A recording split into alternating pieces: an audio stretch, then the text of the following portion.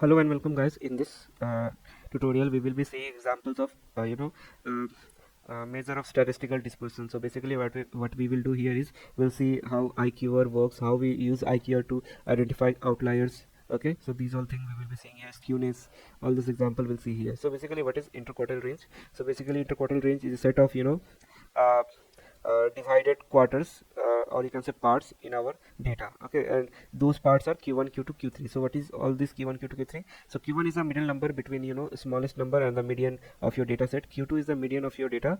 Q3 is the middle value between your median and highest value in your data set. Okay, we'll see that example here. Okay, this one is okay, here q1, q2 is not written, so let's search IQR.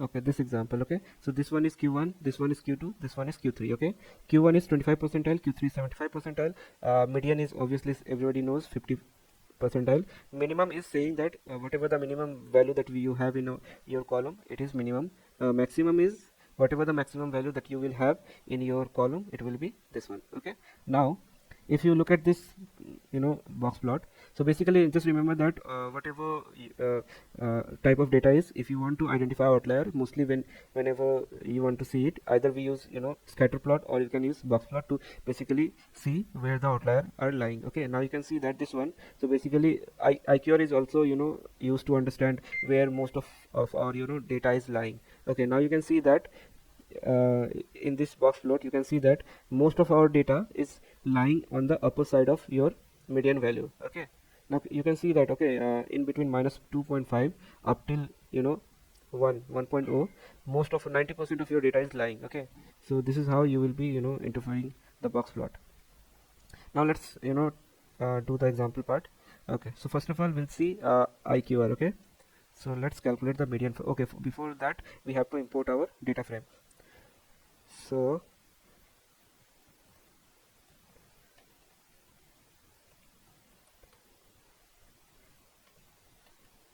okay, so we have loaded our data frame. Now we are only interested in sale price. Okay, and this is how it looks. Okay, so basically what median will be? Median will be np dot median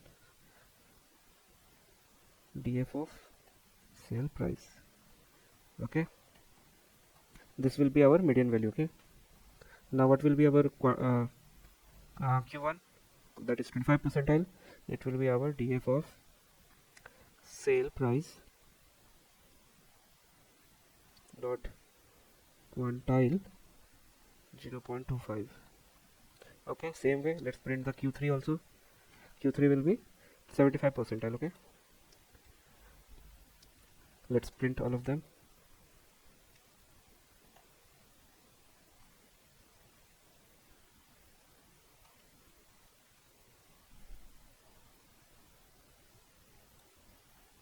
Okay, so this is our q1 is this first one, and second one is our 75 percentile. Now what we can do is here, so basically now what we will do, we'll calculate our IQR. Okay, so IQR is nothing, just q3 minus q1. Okay, that is 84,025. Okay, so what basically it representing, it's saying that middle 50% of your value in the sale price column, I mean, whereas the mean and median value are having a huge gap in their value. That means that there is so many outlier in the data set. So let's try checking these outlier using a box plot. Okay, so let's check it. SNS dot box plot. Okay, we have to import it also, so let's first code it.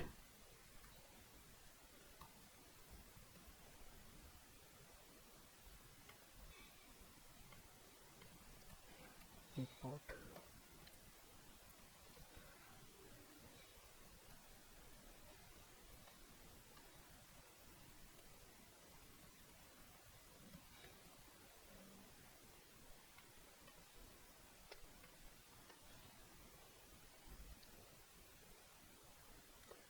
Now these dots are outlier. Okay, the example that I was telling you that time, so these are outliers, and this is our median value. So 25%, this one is our 25 percentile, this one is our 75 percentile, and here are the middle value lying. Okay, so let's first calculate the upper limit and the lower limit. Okay, and for upper limit we need to subtract and addition with uh, with 1.5. So let's see that example. Okay, so outlier lower limit equal to q1 minus 1.5. So this will be our lower limit, and our upper limit will be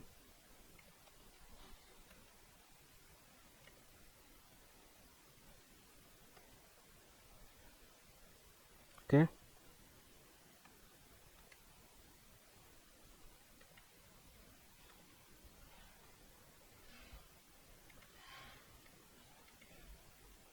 Okay, so we have our upper limit and lower limit. So this is our upper limit, and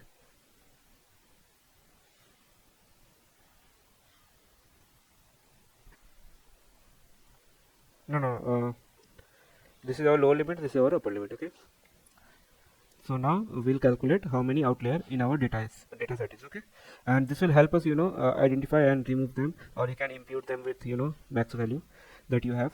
So let's calculate how many, outlier we have. So for that, let's store our sale price. DFS. Okay,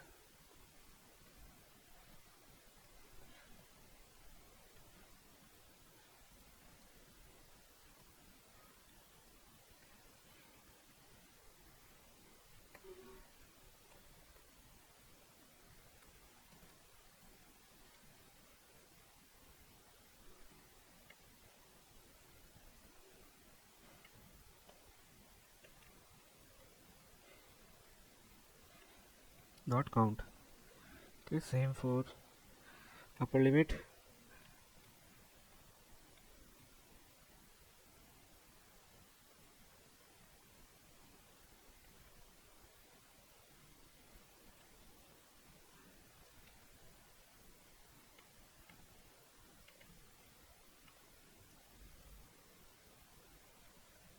So these many outlier we have in our data set. Now based on some, conclusion, you can remove, outliers, or you can impute it with max or minimum value. So this is how we basically identify outlier in our data set. Now let's check skewness. So basically skewness is nothing, just a measure of symmetry in probability distribution. Okay, and it can be either, negative, positive, and undefined. So let's plot it and see whether our sale price is I mean how symmetrical our data is. Okay, so it's a net distribution plot and our data frame with sale price.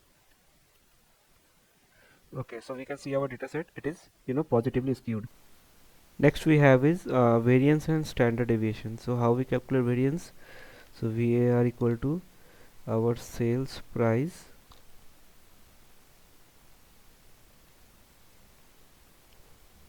dot VAR. Okay,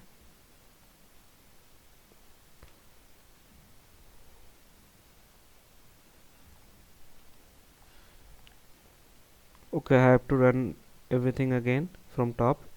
Now I have run again, and let's see the output.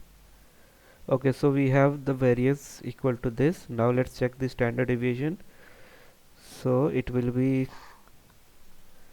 SQRT of our variance. Okay, let's see standard deviation. Okay, import math we have to do.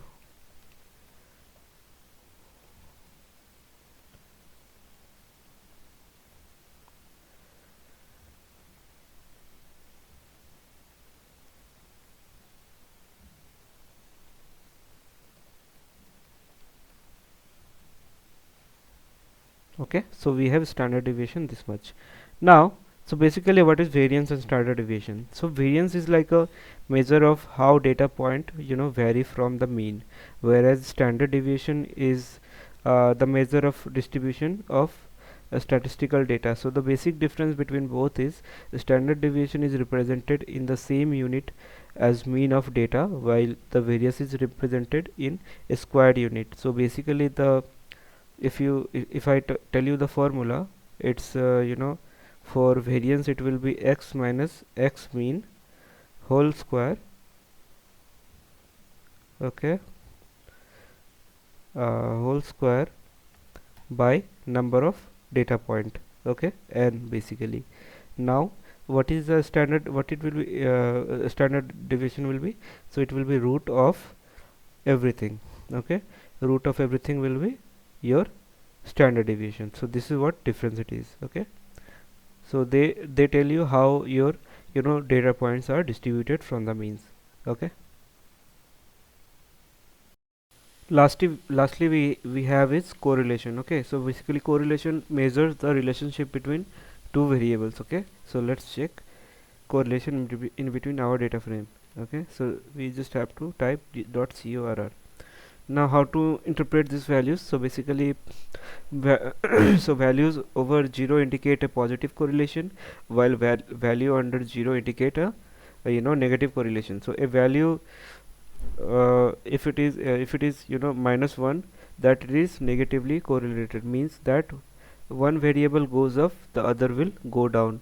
And a correlation of +1 or positive correlation indicate a positive correlation, meaning that one variable goes up, other will goes up.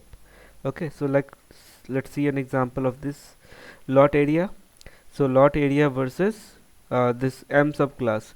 Okay, we can see that the correlation is -0.13. So I mean, it seems that there is no much relationship in between them, but so since it is a negatively correlated value, we can interpret that on decreasing one, other will also decrease. Okay, so that is what we can interpret. Now let's take an example of positive correlated value. Okay, so let's say this one. So total BSMTSF and overall quality. So we can see that there is a strong positive correlation, that is 53% correlation. So we can say that on increasing one, this variable, other will also increase. So that is what we can interpret from correlation. So hope you guys have enjoyed this playlist. Now we will go for projects. Okay, so thank you guys, bye bye.